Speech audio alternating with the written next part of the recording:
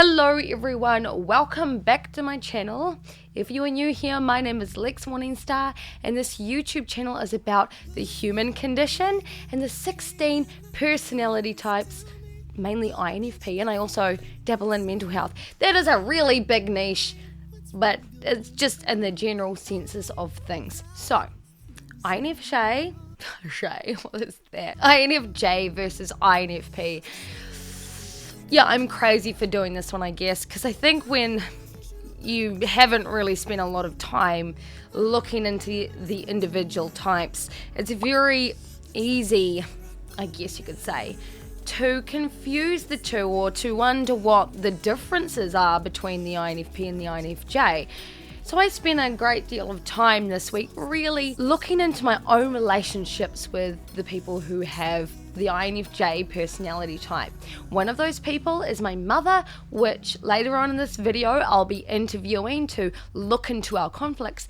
And the other person is a late friend of mine. His name was Alex and he ran the Kakarot page on Facebook. He was a very beloved member of the Dragon Ball Z community on Facebook and online in general. So much so that the voice actors from Dragon Ball Z had reached out during the time of his death. And there is such a reason why that is so touching, which I will look into again later on in this video. But in the meantime, let's discuss what the differences between the INFJ and the INFP are, because I'm sure many of you are dying to know. As I have done with the past two videos, I'm going to look at the cognitive functions of both types. Now, the reason why both types get quite confused is because both the INFP and the INFJ are creative, analytical, and big picture thinkers, kind of aiming for the same kind of outcome. They just get there in different ways. So this is what I'm about to discuss with you all. The INFJ's leading function is introverted intuiting for foreseen implications, transformations, and likely effects. Their supporting function is extroverted feeling for connecting and considering others and the group. The relief function is introverted thinking for analyzing, categorizing, and evaluating according to principles, and the aspirational function is extroverted sensing for experiencing and acting in the immediate context. Let's look at the INFP functions once again. The INFP's leading function is introverted feeling for valuing and considering importance, beliefs, and worth. The supporting function is extroverted intuiting for interpreting situations and relationships and pick up meanings and interconnections to other contexts. The relief function is introverted sensing for reviewing and recalling past experiences and seeking detailed data. The aspirational function is extroverted thinking for segmenting, organizing for efficiency, and systematizing. Now, I must say I'm getting much better at saying these things, which is a relief. The more you practice, the better you get. Now, the key way to understand the differences between the INFP and the INFJ is to look at their primary functions. So the INFP's primary function is a judging and decision-making function. It is a function where when the information comes in, the INFP will act on it. Now the INFJ's primary function, introverted intuiting, is a processing and learning function. They take information in and they analyze it. So I think maybe that's a good way to start understanding where the differences lie between the two types. But I'll go into depth with this. So the INFJ, known as system builders, the INFJ's primary focus is on developing systems in which restructure the human condition. This similar pursuit and process can be found in the INTJ. However, the INFJ seeks to understand, analyze, and unearth patterns and fundamental yet unexplored sentiments regarding the emotional and spiritual human. Just a side note, I'm probably going to say pursuit a lot, and please forgive me. The INFJ is motivated by human values, and through the auxiliary function, extroverted feeling, they seek to learn and absorb the essence and emotion of another, deeply analyzing and forming concepts to further help those around them or causes that they believe in. You're more like them than you know, Harry. In time, you'll come to see just how much. Now, while it is very common to again confuse the INFP and the INFJ because they're both really analytical kinds of people, analytical and compassionate, and they want to understand people, the two types gather and express that information very differently, even if the INFP and the INFJ's objectives are quite similar or the same. For example, both types might want to help the homeless. Both types will feel that compassion. Both types will feel motivated by the information that they're receiving from that. However, they take in and process that information very differently. While the INFP has capabilities of deeply analyzing situations and using such situations to inspire new ideas and concepts, the INFP rather filters information from the outside world according to what they value. They display reactions to new information through their primary function, introverted feeling. I will take it. I will take it.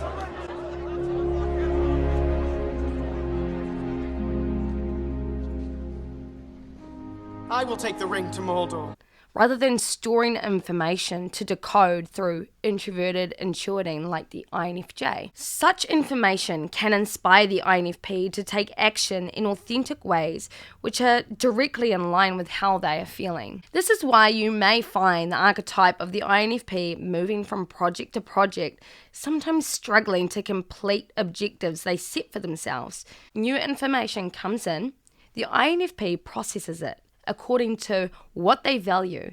Then the INFP has a desire to act on it, to express whatever conviction they might have on the matter. Now, the INFJ, on the other hand, will learn about and store information to be analysed and decoded. Introverted intuiting. They will discover and devise the appropriate response to the information or situation at hand.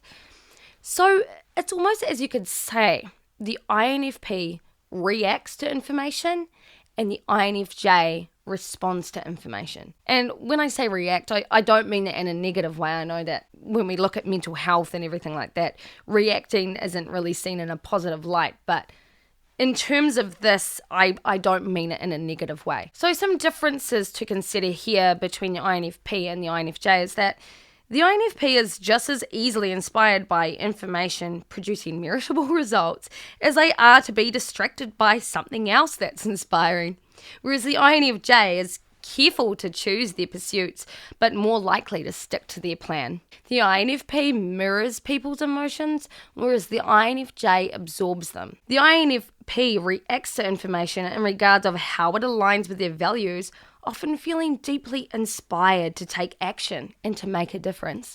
Whereas the INFJ analyzes information to form a solution and then responds to make a difference. The INFP can appear a champion of the cause when their values have been challenged, and they express this more likely through passive means. So I guess a clear example would be making YouTube videos. The INFJ will defend values and beliefs in pursuit of the bigger picture. They like to do the right thing by their values and those who they support. The INFJ doesn't have as much of an aversion to conflict as the INFP does. Even though the INFJ does like to create harmony, they more so like doing the right thing by people, and if that means speaking up, they're going to do it. The INFP reasons with the world in pursuit of change. They seek to encourage the whys and wherefores, and they like to challenge the status quo. Whereas the INFJ restructures the world through creating systems in which challenge ideologies which don't serve their worldview or bigger picture. INFPs take action in accordance to authenticity and truth, and the INFJ takes action in accordance to how they can create positive change. So as you can see, while these two types, their objective may be very similar or the same because they tend to be quite compassionate people who seek to understand others and who want to make the world a better place through spiritual pursuits. And when I say spiritual, I don't mean like higher power thinking or anything like that.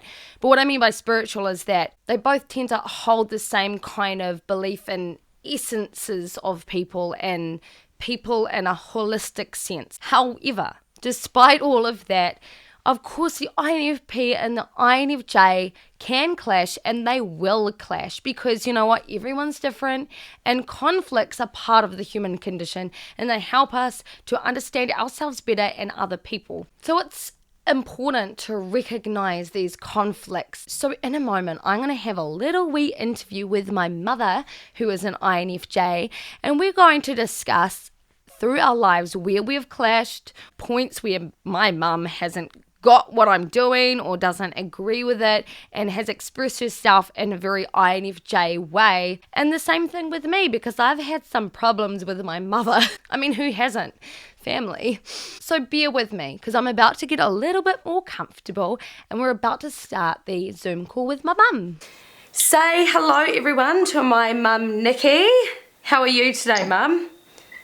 Hi, I'm great, thanks. Cool. Hi, everybody. Hi, honey. I'm so glad that you can join me for this interview, and when you're ready, we can begin. Ready. Okay, so the first topic is, what is a characteristic in our personalities which annoys one another? Okay, so I guess I can start with that one. You annoy me so much. No, you don't. I'm joking. I guess with with people, obviously everyone's going to have their quirks, so little things here and there can kind of like aggravate you a little bit, or you kind of roll your eyes at it. So I think maybe for me, sometimes I get a little bit annoyed that if someone's in like disagreement with you, or you've kind of had a little bit of an argument, that you end up kind of shutting down and acting like a little bit of a martyr sometimes, and you're like, oh, I haven't done anything wrong. Maybe not so dramatic, but that's how like I perceive it. What about for you? Okay, for me, you tend to really dive into the drama. And as a mum, I don't want to be saying this stuff. But anyway, it's about being honest. When I feel a certain way about something, I do hone in on that, and I tend to focus all of my energy into whatever it is, you know. So yeah, no, I totally see that. Yeah. All right, moving on to the next one. Have we pointed this out to each other, and how have we reacted to those kind of characteristics in the past? I think we have skirted around it a bit. We might have touched on the subject before, but not really discussed it. Yeah. And I think we've kind of either laughed about it to keep it light, or we've kind of changed the subject.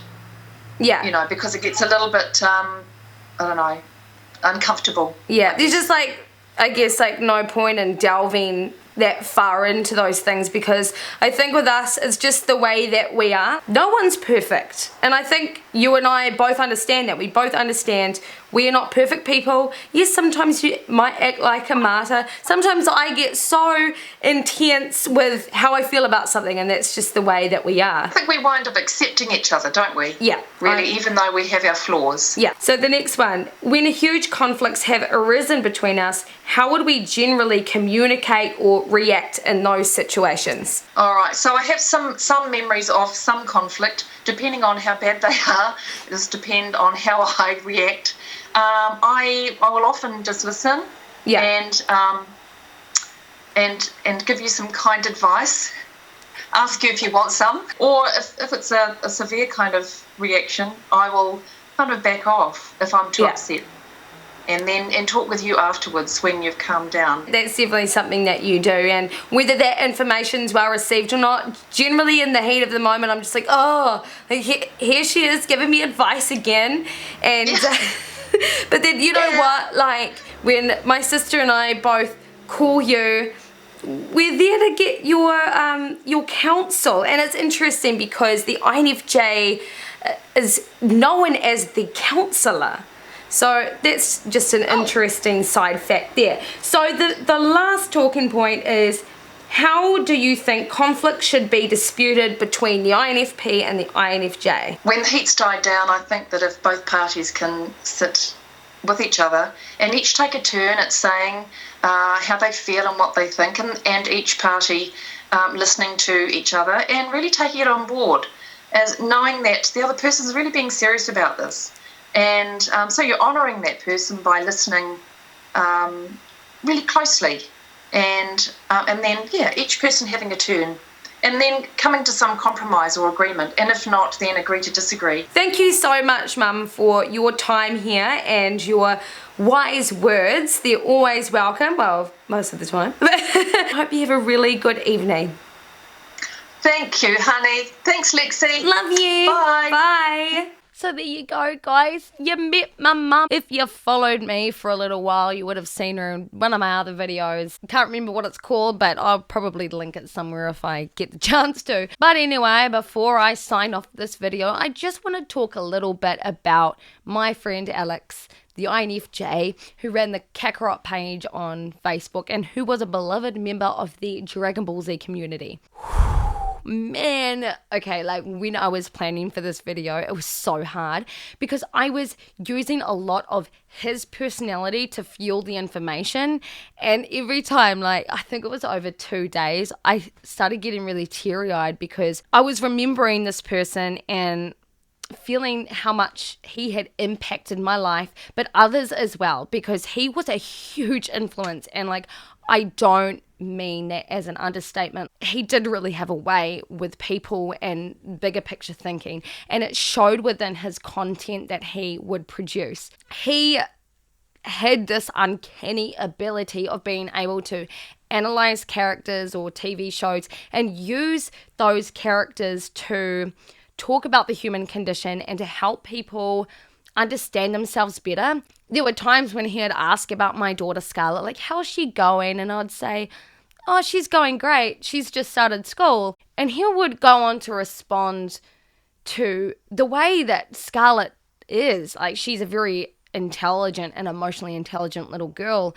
And he would pick up on that and talk about how she is a very special human. And I mean, he doesn't really know her from a bar of soap, but I mean, he could see this, and he had this keen intuition on who this little girl is, and a keen intuition on other people that he could analyze in his life, whether that be a character from an anime or people that he would know in general.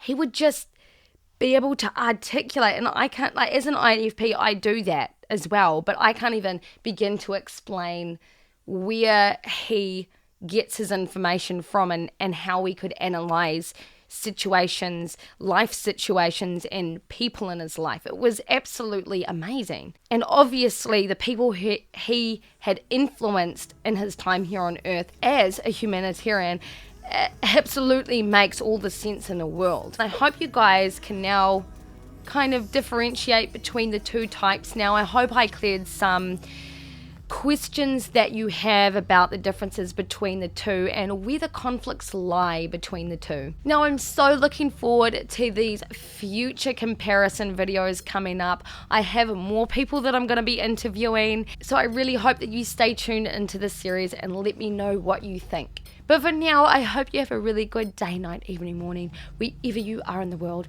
and I'll see you guys all again next time. Bye!